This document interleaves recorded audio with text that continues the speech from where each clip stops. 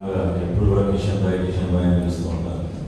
ఈరోజు కేంద్ర మంత్రిగా అందరం గర్వపడే విధంగా సామాన్య కార్యకర్త నుంచి రాజకీయాల్లో ఎంత కష్టపడి నిబద్ధతతో పార్టీ లైన్ ఈనాడు కూడా దాటకుండా నిజాయితీగా నిలబడిన వ్యక్తులు దేశంలో చాలా అందులో సోదరుడు కిషన్ రెడ్డి గారు,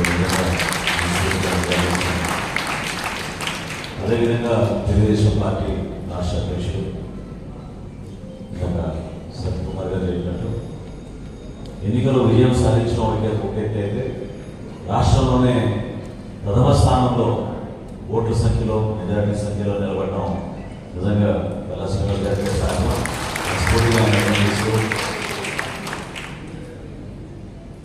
చాలా మందికి తెలియకపోవచ్చు. కానీ కూటమి ఏర్పడక ముందు నుంచి కూడా సంప్రదింపు జరుగుతున్నప్పుడు ఒక అవుట్ రీచ్ ప్రోగ్రామ్గా పవన్ కళ్యాణ్ గారు నేను మొదట్లో అనేక మంది నాయకులతో కలిసినప్పుడు అప్పుడు సత్యకుమార్ గారితో కూడా కూర్చున్నాం.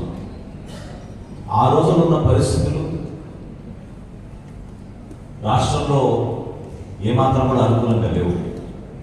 కానీ పోరాటం చేయాలనే ఒక పట్టుదల, కలిసి పనిచేయాలనే ఒక పట్టుదల, ప్రజలకి మనం నమ్మకమైన నిజమైన రాజకీయ ప్రస్థానం చూపించాలి, ఆంధ్రప్రదేశ్ అంధకారంలోకి వెళ్ళిపోతుందనే ఆవేదన ఆయనలో ఆ రోజే కనబడింది. సత్యకుమార్ గారు స్ఫూర్తిగా ఆయన గురించి మాట్లాడమే కాకుండా మా అందరికీ ఇటువంటి అవకాశం కల్పించినందుకు నేను ఆయన ప్రత్యేకంగా ధన్యవాదాలు తెలుపుకున్నాను.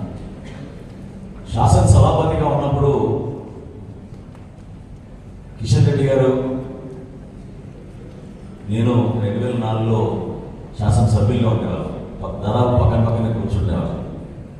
Most difficult seat Kishan Reddy garu శాసనసభలో, ఎందుకంటే ఆయన పక్కన అక్బరుద్దీన్ వయసు కూర్చునేవాళ్ళు. డిబేట్స్ వచ్చినప్పుడు సరే పార్టీ పరంగా సమయం కేటాయించుకుంటాం. కిషన్ రెడ్డి గారు మాట్లాడేటప్పుడు ఆయన జాగ్రత్తగా పక్కకి వెళ్ళిపోయేవాడు ఆయన. కానీ సహజంగా ప్రశ్నోత్తరాల సమయంలోనో లేకపోతే ఏదైనా పర్టికులర్ పాయింట్ ఆఫ్ ఆర్డర్ లేకపోయినప్పుడు మాత్రం పక్కన ఎవరు కూర్చోనేది చూడకుండా బలంగా జాతీయ భావం గురించి, జాతీయత గురించి, మన దేశం గురించి, మన ప్రజల గురించి ఒక్కొక్క సందర్భంలో కిషన్ రెడ్డి గారు ఒక్కలే, ఎందుకంటే అప్పుడున్న రెండో సభ్యుడు మధ్యలో రాజీనామా చేసి వెళ్ళిపోయారు లక్ష్మణ్ గారు. కిషన్ రెడ్డి గారు ఒక్కలే పార్టీని తన భుజాన మోసుకుంటూ శాసనసభలో గర్వం అద్భుతంగా వినిపించేవారు. అంటే పార్టీ అనేది ఎప్పుడు కూడా మనం ఏదో లీడర్స్ అనుకుంటాం, కానీ ప్రజలే మన లీడర్స్. మనం ప్రజల్ని ఫాలో అవుతేనే మన లీడర్స్గా మనం నిలబడతాం. క్షేత్రస్థాయిలో ఉన్న వాస్తవాలు, ప్రజలు పడుతున్న ఇబ్బందులు, వాటి గురించి మనం మాట్లాడినప్పుడే ప్రజలు కూడా మనల్ని ఆదరిస్తారు.